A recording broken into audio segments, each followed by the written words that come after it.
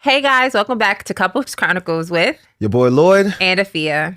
Okay, so this is season 2, and we are still married, and we still don't agree on every topic, but we still choose to live a life full of love, laughter, and respect. So buckle up, grab that hot buttery popcorn as we tackle our topics for the new season. Let's You do ready? it.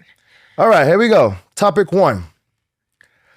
How soon after becoming boyfriend and girlfriend or in a relationship should your partner have a key to your home, or should they even have a key to your home? Maybe after a year. After a whole year. You think that's too long? You know me, I'm a fast mover. It took how long? We were dating for probably 2 to 3 months before I asked you not to leave. I mean, but I'm a model. So yeah. So go ahead. Tell me why you think a year. Go I ahead. think a year. I think, someone's home is their safe space, Their right? privacy. Yeah, it's well, if you're in a relationship, right, with boyfriend and girlfriend, it's less about the privacy, it's more so about like that's their sanctuary. Okay. Right? I think after a year, I would say we're pretty serious. Okay. I think 6 months is still might feel a little casual. Don't come for me. But I think 6 months, it might still feel like, we're having fun. I think after a year, depending on your age, you might start to ask the question, okay, can I see myself building a life with this person? Mm-hmm. Even if we're not at the point of like engagement or marriage or any of those things. I think at a year, you're at least asking yourself those questions and asking your partner those questions. And I think if the answer is yes, I think it would be okay to give them a key. I also think when you start adding factors like, do I have a child? Okay. Right? Like, I think, Very important. yes, very important. I think that like, if you're a single parent and now I'm giving a key to someone else, like for me, it might even be a little bit longer. I think if I have a child and you might not get a key until we're engaged, transparently, right? Like, I think if I'm single, I might be a little bit more flexible, but I think if I'm a parent and I have a child, absolutely not. Okay. No, definitely, for sure. Especially with kids, man. You can't bring Yeah. people or strangers around your kids. It's not even strangers. You can't even bring family around your kids sometimes, but that's a different topic. But anyway, yeah, there's a lot of different factors that could go into it, right? Do you have roommates? Mm-hmm. Can you respect so when we first started dating, I had a roommate. Yeah. And you didn't, you didn't have a key for that apartment. But I didn't even ask for a key. That's what's funny. Like, I didn't even how long after that we get our own spot? I mean, that's tricky, right? Because we were like engaged, living with each other after a year. So like, Yeah, I don't even remember the time frame, but I think it wasn't long before we got our own place. I don't think there's again, outside of the factors, kids, roommate, that type of stuff. I think it's whenever you guys are. No, we need a timeline. No. This is season 2, guys. Okay, we need to be specific. Like, we need specifics. Like, I said a year. Do you agree with that or no? If there's no outside factors, I'm okay with a 6-month thing. I kind of had this rule before, even just dating. I know after 3 months, if we could possibly go the distance. So after 6 months, that's double my time. I feel like if I can't even give you my key, I don't trust you at all. I can't trust you. If I don't want to give you a key and let you into my privacy, let you into my home, that means I don't trust you in that facet. Yeah. Not in a sense of, I think you're going to steal from me or anything of that. That's a good point. You're saying if I don't give you a key within the 6 months to a year, that means there's a lack of trust. I mean, that's me. I'm not saying that's the golden rule. I mean, everybody is different. I That's can me. see that, but like, I think it's okay for you to want your space to just be that. Another factor is how long have you been on your own with your own space? Right. Let's say I met you. I don't even think you had your own. No, I didn't. See, she went. She loved you guys. She went from mom's house. I pulled out of mom's house into my house. So, but that's another factor as well too. Like, do you want to experience time did you have that time by yourself? Yeah. And again, season 2, the age gap didn't change, guys. So We're still 10 years apart. I'm saying a year. You're saying 6 months. I'm saying for clarity. I'm saying 6 months is more than enough time for a person to realize if they want to give their partner a key. So after 6 months, you should have a key to my house. Let's be clear. I just want clarity to everyone listening. Look, this is a new season, same thing. You know I hate the word have to. Have to? No. Entitled. You feel like after 6 months, you're entitled to a key to my apartment. No, I have my own place too. I'm just saying. we need to be specific. So I'm saying a year. Entitled? Not entitled, but I'm saying allowed to, welcomed, offered. Yes. I think that's a good Do you time know frame. how fast 6 months goes? A year goes by just as quick. We've been together going Not on a- 11 years. How not quick a- did that go not- by? not as We were fast. just sitting at the Nike table. We were, but like not, I mean, We're listen. married, kids. You know how fast that goes? Yes, but like that it still doesn't go as fast as 6 months. 6 months, I feel like you blink and you're like, where did that go? Okay, so let's I like to same new season, same energy. I like to put ourselves in a spot. 6 months in, we were dating. You had your own spot at this time. I had my own spot. And I said, babe, let me get the key to your apartment 6 months. Were we together? Were we boyfriend and girlfriend? Yeah, we're boyfriend and girlfriend. Okay. How do you react? First of all, that's a good question. I think if you have to ask for a key, that's a problem. So it should. I don't think that because that. But also, we both have yeah, but like an apartment, so- right? But that if you have to ask for a key, I think if somebody wants to offer you a key to their apartment, they will do just that. Like they will do just that. Like you shouldn't have to be in a position to be like, hey, can I have a key? That's almost the same as saying, hey, can I be a girlfriend? Or hey, can I be a boyfriend? How else do you become a boyfriend and girlfriend? I mean, I understand, but I think that like someone giving you a key to their apartment is a step in a relationship, and I think that you should allow them to give that to you. That should not be something that you take from them. That should be something that they feel moved to invite you into, is what I'm saying. Closed mouths don't get fed. Ask and you shall receive. But This is in the Bible. What do you need a key for? This is in the Bible. This is Okay. biblical. What do you need? What do you need a key for? Seriously. If I'm in your area and you're not home, I have to wait in the car until you get home? Well, that means we need to work on our communication. What are you talking about? I might just be in the area. You just in You the popped area? up on me. True story. When we first started dating, I don't know if we weren't even boyfriend and girlfriend. We were not boyfriend and girlfriend. She popped up. First of all, she lived in Brooklyn. I lived in Jersey. She popped up in Jersey and said, "Oh, I had a shoot. I'm around your house." I was.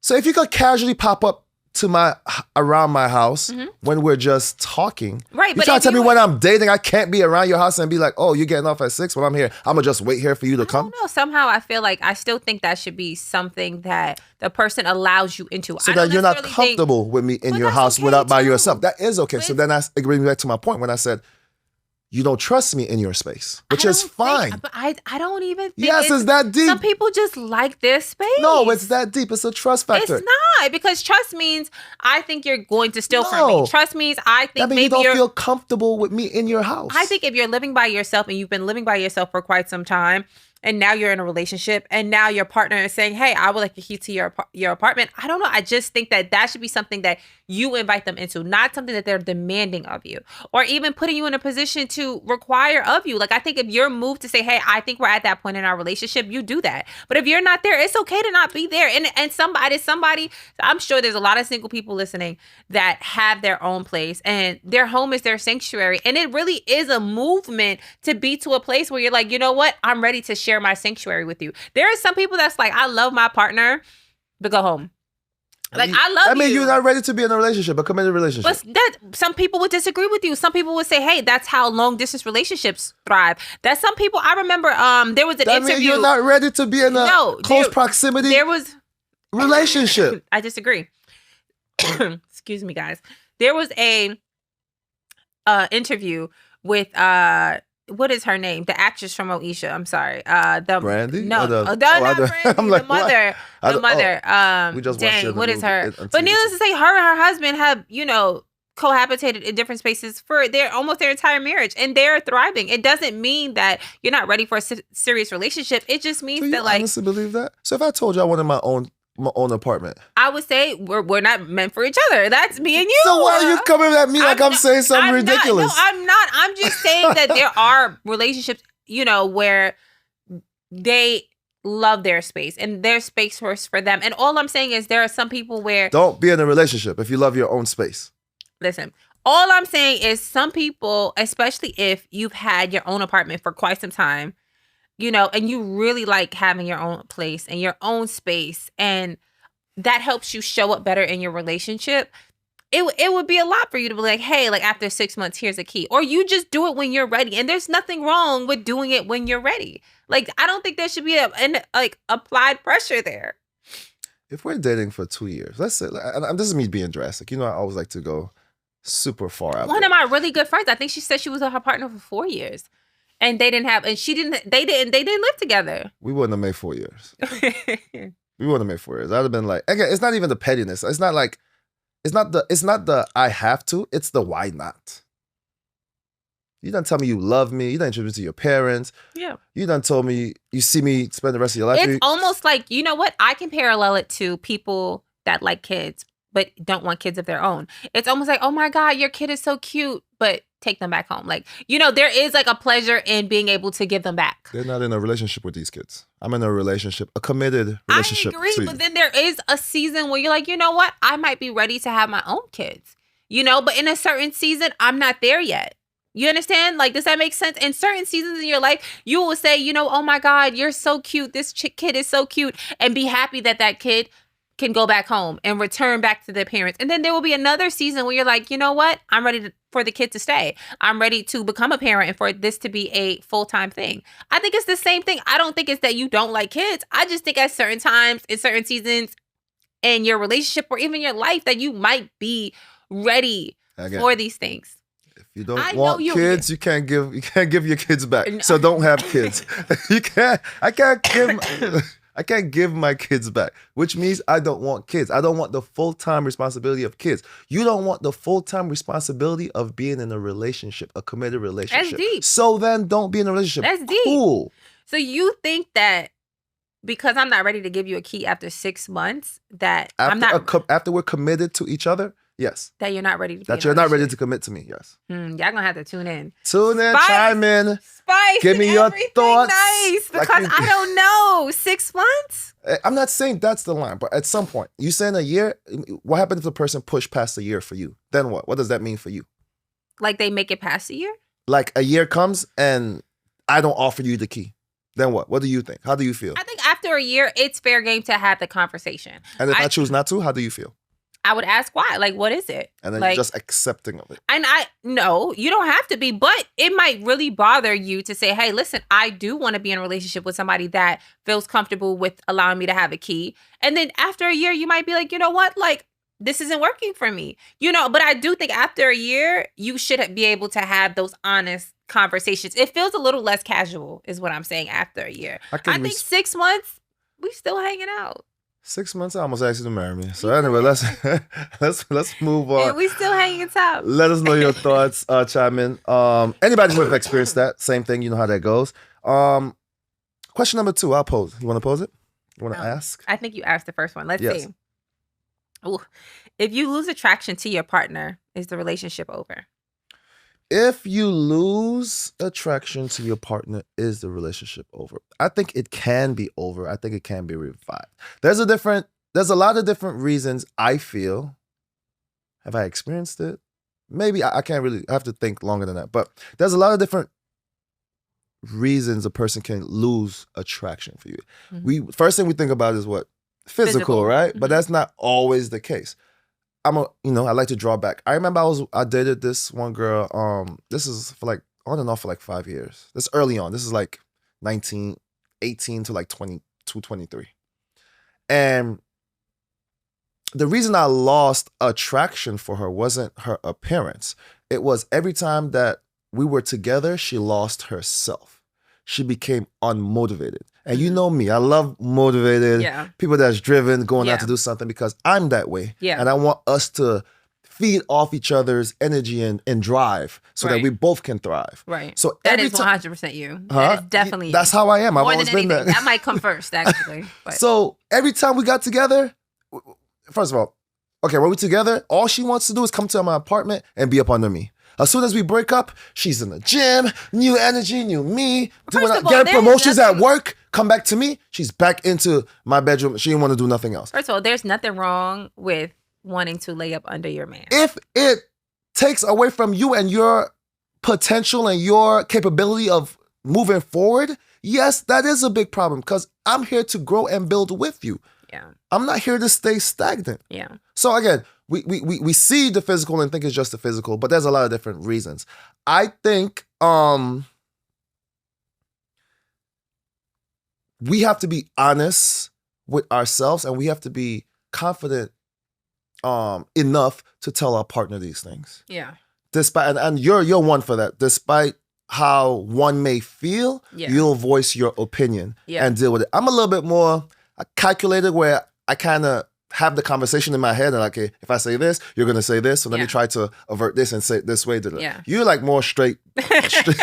You're more like straight into it, which is fine. So I think the problem becomes if... She's like, my wife is a shark. She'll be like, what are you wearing? Like, yeah, I think the problem is if you're not true to yourself and not able to have this, communicate this to your partner, then the relationship is over.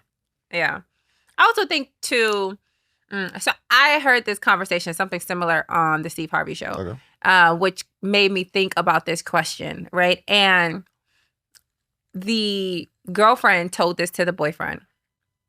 And the boyfriend obviously didn't take it the right way. Told what? That she was attracted, okay. Right. She told him, hey, like, I'm not, they were together for 6 years. And she was just like, just that she wasn't attracted to him anymore. Was it physical?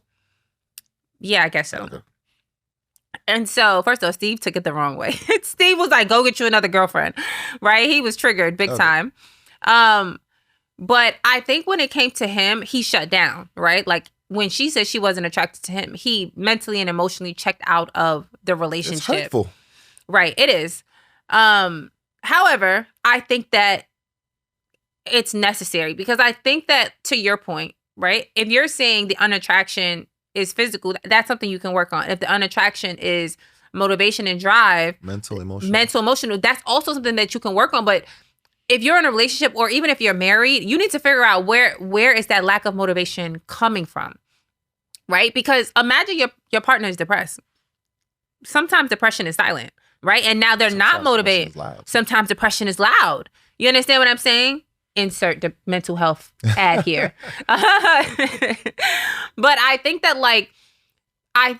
imagine your partner is silently dealing with those things. And now you wake up and say, oh, I'm not attracted to you, right? Because you're not motivated. That's hard. I think that's the difference between having that conversation as husband and wife and having that conversation as boyfriend and girlfriend. Because I think as boyfriend and girlfriend, right, that conversation might be surface level. I think as husband and wife, you're having that conversation from a perspective of what's going on with you. Like, are you okay, right? Because sometimes depression is from a place of it affects your physical appearance. It also affects your motivation and drive. And sometimes your comfort comes in your partner, believe it or not. So you might want to just lay up under your partner. And now you're looking at it from a perspective of all you want to do is lay up under me, and you're not being, progressive, right? Whereas she might be going through hell on the inside. And the only comfort that she has is in her partner. But unless you're having those uncomfortable conversations, you'll never know, right? And so I personally don't think, it depends on like where you are in the relationship. Like I said, is this your boyfriend? Is this, are you guys boyfriend and girlfriend? Are you married, right? Like, do I love you enough to even help you get back to a place of me being attracted to you, right? Because I remember when we had like marriage counseling, and the pastor, he said to me, Afiya, the first thing that's going to go is your attraction, is the physical. And we're models. I think we're going to keep up with us. That's not going to be the first thing. Right. But he said that he was like, literally, like, when life kicks in, that's going to be the first thing that goes. Right. And so, I mean, obviously you try to get it back. But I do think that, like, if you're on the surface level of boyfriend and girlfriend, it's not going to go anywhere besides that. Like Steve said, Steve was like, oh, your girlfriend's not attracted to you? Go get you another one, right? It was that. And he said that. He was just like, why do I care that my girlfriend's not attracted to me? It was that simple. I would ask why. I would want to know why. I mean, sometimes your type changes. But that's what I'm saying. That's real and too. If you tell me that, I'm okay. I don't think I'm as hurt as, I mean, it might still sting, but I don't think I'm as hurt. Imagine that conversation. Like you said, it's different coming from your partner than your husband and wife. Yeah, because right? I think sometimes, like, I remember one of my really good friends, he literally not told me, but he went publicly about how he got married, had 2 kids, and fell into immense depression. Gained a ton of weight, was very unmotivated. Because of the marriage? No. Because of other circumstances. You understand? So imagine you just got married, you just had 2 kids. You understand? You put on all this weight, like, now you've lost your physical and you've lost your drive. And imagine his wife saying, oh, well, you gained. I'm out of here. That's a hard, and that's what that's a hard conversation. She was like, deuces, I'm out. That's the difference between husband and wife and boyfriend and girlfriend, right? Now, So can you get it back? I mean, go is the ahead. relationship over? I think it depends, right? Because I think if it is boyfriend and girlfriend and it's more of the type of person, right? I think, for instance, if I'm 21 and I want somebody that, like, we're gonna hang out and get drunk and party and, like, but now I'm 30 or I'm 35 and I want a man's man. I want somebody, that's home. I want somebody that, it's just a little bit more settled or whatever. But you're still young, like, I don't know. What if, like, the type of person that you're attracted to changes? And that's scary. Very, very, very scary. I think you can get it back. I don't know, because as we go through this, I love this happening again. We're looking at it from the side of the person who's not attracted to the other person, right? Not the person that's being told, "Hey, I'm not attracted to you." Right. And depending on who you are, you're not attracted to me, I'm out. Yeah. Yeah, right. I get it. I think, like I said, I think it can, you can get it back. Relationships take work. You just have to want to do the work. I think that's really what it boils down to. Like he said, I'm very honest. You know what it is? We're very different in this regard because I am very honest because attraction is big to me, I'm right? honest too. I just have filter. No. I have filter too. Wait, it's not taught that you a lot of filter. You have 100%. Give him the credit for that. I'm not going to take that from him. I think the thing is with you, when you do point something out to me, it stands out so much because you're not that type of person. So when you do point out something, if you point out something with my hair or anything, my clothes or something, it could be so nuanced, right? But if you do point out something to me, it's like, oh, let me go fix it. Let me go, because you aren't somebody that nitpicks at things. Whereas me, I'm like, oh, take that hat off. Take that do-rag off. I don't like that shirt. Every day. What are you wearing? And, so like, I am very like particular, whereas you, like, you're a lot more chill. And so when you do point something out, I'm like, let me go fix it. Like, like I take it very, personally. But back to the conversation, I think you can get it back. I think that, if it's, you're short and she now likes tall people, no, you cannot, baby. Good luck. But I do think if it's really maybe to your point, it's maybe she was in a season of being driven and now she's not, right? Like, that's something she can get back. It also might be an area that you can support your partner in helping them get back to that. And that's even deeper. Like, imagine, like, you are for instance, women, right? Women have children. After children, you go through postpartum. You might have been the most ambitious person in the world, and now you have these kids yelling at the top of their lungs, and you're tired. That's it. You're tired. You let alone ambitious, right? That is real. That is the realest thing that anybody can ever say or hear. I'm fucking tired, okay? Especially as a mom. So I think that as a partner, as a husband, one of the greatest things that you can do is help her get back to a place of self, of reminding her that she is ambitious, that she is loved, that she is driven, that she's all of these things, because sometimes we do lose ourselves in different seasons, right? And I do think that is the difference between boyfriend and girlfriend and husband and wife. I think a husband is going to help their partner get back to that place of self. I think a girlfriend or boyfriend is going to run at the first sight of trouble. They're gonna be like, oh, this doesn't serve me any longer. I'm out. So we are habitual creatures, right? I always say that's one of my old sayings. We humans are habitual creatures. So the difference between the situation I was in, what you're talking about is beautiful, right? Helping your partner get through this phase. Right. And guys, this is what you should do. And I think, to be clear, I think communication is the only way that you get that back. Clear communication between two parties. In my particular situation that I talked about in my past, I was the common denominator all the time. Yeah. When I came back, she became unmotivated. Yeah. So I just felt like I wasn't good for her. Yeah. Yeah. Like, personally, I don't know if that's true or not, but that's what I saw. I think you always you always bring up things such as like happy weight. Like, girls get in relationships and they gain happy weight. I'm a trainer. I see it all the time. Yeah. And you're like, that's a very real thing. So it might also, listening to this story from an outside perspective, I think it's more so along those lines. Maybe she was happy. Like, she might have been happy And now she just wanted to bask in her happiness with you. And then you became turned off by that. You were like, oh, no, you're lazy. I'm out. Lazy, complacent. I won't call it lazy. She wasn't a lazy individual. It was just like she gave her all to me. Yeah. And I need you to give your all to you. Let's both give our all to each other. And I wish Devon was here. Powerhouse, man. I wish Devon was here Powerhouse, because man. like, Devon loves a woman that gives her all to him. Nah. And you want a woman that gives your all to her. I want you to go out there and conquer the world. I'm trying to conquer the world. Yeah. Let's conquer the world together. Yeah. That's my focus. Yeah. All right, cool. Let me know your thoughts, guys. As you always do. Topic number 3. I like this one. I don't know where this one's gonna go, but I like it. When someone single cheats with a married person, who holds the blame? The single person or the married person? Definitely the married person. The only person that took those vows, the only person that's obligated to respect those vows is the person that took them. And that is the married person. Somebody that's single doesn't owe you or your relationship anything. Anything. Not even the slightest bit. They don't even owe it remorse, guilt, empathy, none of the things. None.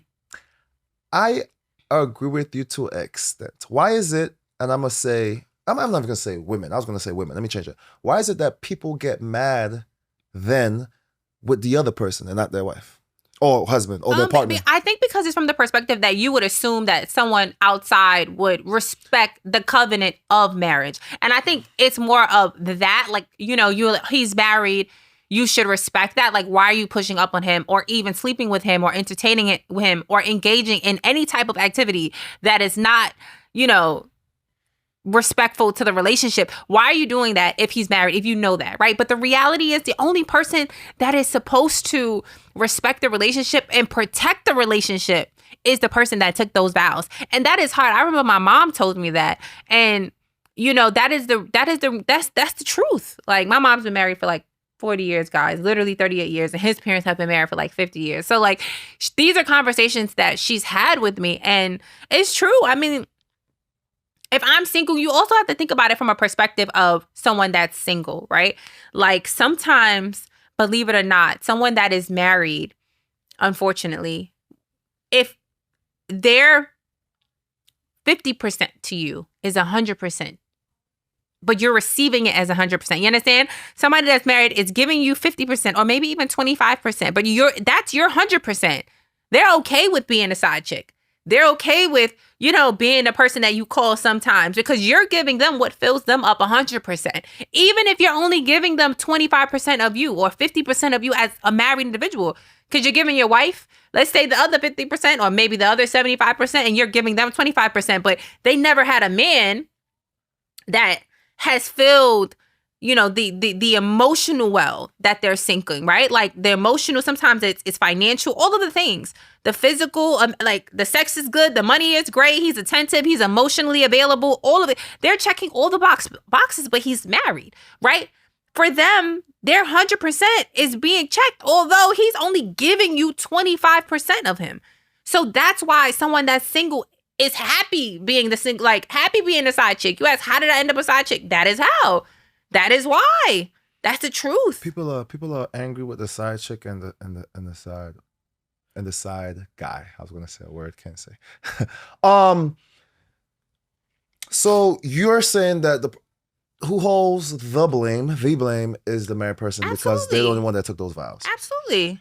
I think it's twofold. I came in here thinking I was gonna say one thing, and as I love it, my mind just runs. Yeah. I do agree that the married person holds, I'm going to say most of the blame. Most of their blame. Let's put it that way. I'm going to say most of their personal blame. As you said, if I'm a single person and I see a woman that's, like you said, check all the boxes, in my mind, she's entertaining me, which means she might not be happy where she's at. She might not. So this might entice me to even try to get this even more. If I'm serious about this woman, again,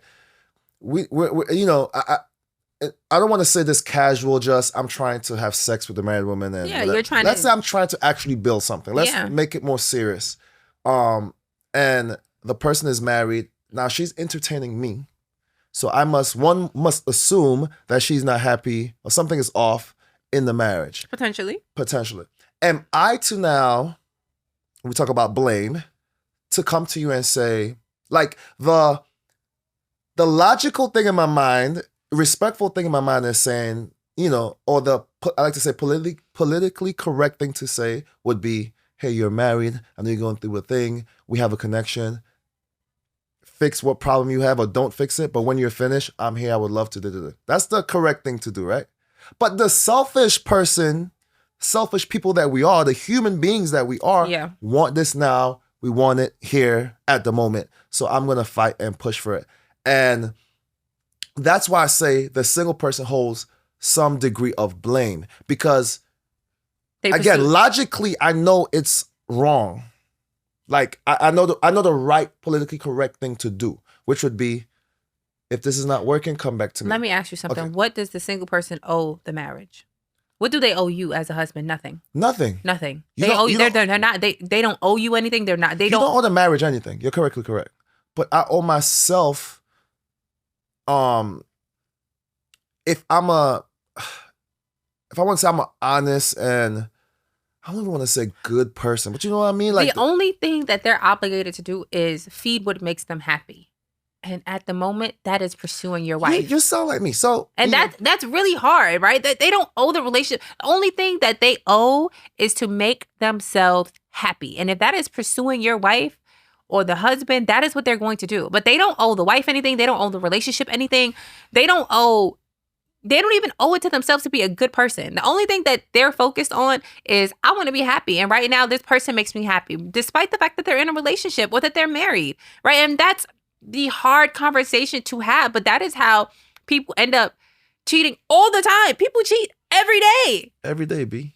Every single day. Like, it is like, why? Because it's like, I'm happy. I want to be happy. Sometimes people want to live in the moment and they do sacrifice the much bigger picture for momentarily happiness. Have you dated a married man? Oh, no. I had to think about I love to get personal. No, that's fine. That's very real. I had to no. I have. Not a married man, obviously. A married woman. That was a joke. But there was a time in my past life, I'm saved, sanctified, Holy Ghost filled, water baptized. I found a new life. Where I dated, married woman. And this is young Lloyd. And it's going to sound kind of crazy, but I felt like I was doing something good for the married women. Again, because we went on dates, we were having fun, and I always saw the moment where it clicked for them. I always saw it in their eyes. And usually these women I'm young, they're older, right? They're mid to late 30s. I'm at 20, 24, 25, 26. They're 40. I always saw the moment where they snap and realize it was like, what the F am I doing? What the hell am I doing with this little kid? I got 2 kids, family, this kid. And at that time, I'm not even really pursuing them for anything serious. I like them, but it wasn't anything serious. Looking back at those times, I just don't think it was the right thing to, or is, not was, but is the right thing to do. That's how double homicides and stuff happen too. Double homicide, suicides happen. So in that instance, you feel like you were as much to blame as the person that was married. If I'm honest with myself, yes. And this is the logical Lloyd thinking. I think it's because he's now married. That's what it is. I think you can now. I think you're now putting yourself in the shoes of the person that is being cheated on, and you're like, oh my God, like I have been that person, that was sleeping with a married woman, and I would never want that to happen to me. And so I think now you have a little bit of empathy, and you're saying, oh my God, I was wrong, because you're now able to put yourself in the position of of the partner that's being cheated on. I think back then when it was just about momentary happiness, right? Momentary happiness, excuse me. Satisfaction. Momentary satisfaction, exactly. I think when it was just about that and about feeding what makes you happy and what you want in that moment, nothing else mattered. Like the story, the bigger picture didn't matter. But I think now, right? Like that the roles are reversed and you are now the husband, you are now the partner, and you're like, oh my God, I would never want my wife to cheat on me. I would never want, like, you know, to be 2 kids and a wife and, you know, and she's unhappy and now she's sleeping with. No, like now you know what it's like. So you're able to reflect back and say, you know what, I was wrong. You know, I should have thought about the relationship. I should have thought about the marriage. I should have, you know, not been selfish. I think that's the reality is, right? Because at that time you were thinking about momentary selfishness and happiness and, you know, satisfaction. It's funny because we see this play out in movies all the time. In love movies, right? Sure. I was watching Tyler Perry. Yeah, we see it. And I'm going to say Tyler Perry. We see this all the time. I was watching Sisters, and I have never watched Sisters, guys, but I turned on Sisters for the first time, and I literally opened it to one of the main characters, right, being proposed to by a guy that was already married. And I was like, only Tyler Perry. Only Tyler Perry. Because I was like, how is it that a married man is proposing to this woman and she knows he's married? Like, what is she? And she literally told him, you're already married. Get up off the floor. Like, why are you, what are you doing? Like, you're already married, sir. Like, what is happening here? And I was like, this is definitely some Tyler Perry, because how? So, again, so you believe that the single person owes the married person no type of... No, not at all. And I also think depending on, you know, how happy they're making them, you know, like I said, some people, you're also assuming that the person that is single aspires to marriage one day, right? Or aspires to something more than the role that they're playing. What if she is like an independent woman, doesn't want kids, just wants somebody to casually hook up with, you know, when she wants, but also wants the person to feed her well in certain regards, emotionally, physically, financially, you know, but she's comfortable in who she is and she's comfortable in her own space, in her own apartment. She doesn't want the marriage and the ring and the family and the kids and all of these things. She's comfortable playing the role that he's providing to her, right? That's also a thing too. You're also assuming that like that woman wants something more. And that's where it gets scary too. That's why I'm saying, like, she doesn't owe the relationship anything. She doesn't owe the marriage anything. She doesn't owe the other woman anything. Like, of course it's easy to be, you know, upset at her, but the reality is she don't owe you nothing. Imagine if she's a stranger. I never blame the other person personally. Like me personally, if I was in that situation, I'm blaming my partner. Yeah. 100%. So I think on that end of it, if I'm on the receiving end of the person being cheated on, I'm not blaming the outside person. I'm blaming you. Yeah. But I do feel if I was the outside person, I hold some blame in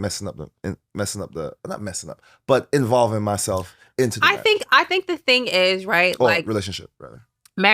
Relationships have cracks all the time, right? And I think the best thing you can do is be honest with yourself that there is a crack and try to fix it and try to get ahead of it. And I think one of the greatest things that I have learned is to, when your partner is coming to you, to not feel like your partner is trying to come for you. I think that is the biggest thing. Like sometimes when you're being honest with your partner or vice versa, if you might feel like, oh, you're trying to come for me, right? Like, are you trying to come for me?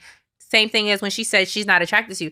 No, she's not trying to come for you. She's being honest. And sometimes those honest conversations, you know, like they are a step towards fixing the crack. Because the reality is like, how did you get to, for me, like if you're cheating, I have so many questions. Like there are so many steps before sexual intercourse, right? Like you met, you were attracted to something about them, you guys exchanged numbers, you met up. Assuming this wasn't the first y'all had sex on the first time. Like there were so many steps that happened before cheating that like I want to know all of those things. I want to know, get back to like, what were you so unhappy with that like made you cheat? And sometimes, unfortunately, and I'm not a guy, right? Like sometimes, some women right? So they just want to know they still got it. If I had to like, I think sometimes like I'm not a man, right? But like I think sometimes people want to feel like they still got it. They can still make shit shake, and then they got caught up. I don't know. Sometimes it's really surface level, right? But one of the greatest pieces of advice that was given to me was, is this worth jeopardizing or losing everything that you have at home or everything that you've built. And for sometimes, like, it is. Sometimes you're that unhappy and you've been unhappy for a long time. And you've expressed to your partner the things that are making you unhappy. You've expressed the cracks. You've done the therapy. You've talked about the solutions. And that's why I always say, like, it takes two. Like, you cannot be in a relationship by yourself. Both people have to be willing to do the work. I think that, like, sometimes if you take those steps towards fixing the cracks and, like, there's been no progress and now you're 10 years in and you're complaining about the same thing from 10 years ago, like, what are you supposed to do? Sometimes, unfortunately, like, that person, I remember my mom said this to me. She said one of her friends got divorced and she told the husband she wanted a divorce. And she said, I'm going to divorce you before I cheat on you. That was the realest. That's real. That's real. That means I'm unhappy. I've been happy a long time. That's crazy. Word. Because some people, you're saying, hey, I'm not going to scar you for your next relationship, but I'm also like, I don't want to be unhappy for the rest of my life. And if I've done everything possible to make this relationship work, hey, like, it is emotional maturity. That is. And that's very hard. That's very hard, you know, but like, that's the realest thing. Hey, let's go our separate ways because the streets is calling me more than here. And I'm trying. The streets is calling. Maybe it's another home. Maybe it's not a street. Right. It might be another home. Maybe it's another home calling. I think it's hard because sometimes the other person shows you how unhappy you are. And, you know, whatever you're seeking, whether it's affection, maybe it's time with, you know, your partner, maybe it's the excitement, right? Like all of those things. Sometimes the other person shows you what you're lacking in your current relationship. And that is what's so scary. Awesome. Well, I think that's our time. They say time flies when you're having fun, and we'll be having fun deep in conversation. So take us out, baby. All right, guys. Thanks for tuning in to Couples Chronicles with your boy Lloyd and Afiya. Be sure to like, subscribe, and share. See you next time. Peace.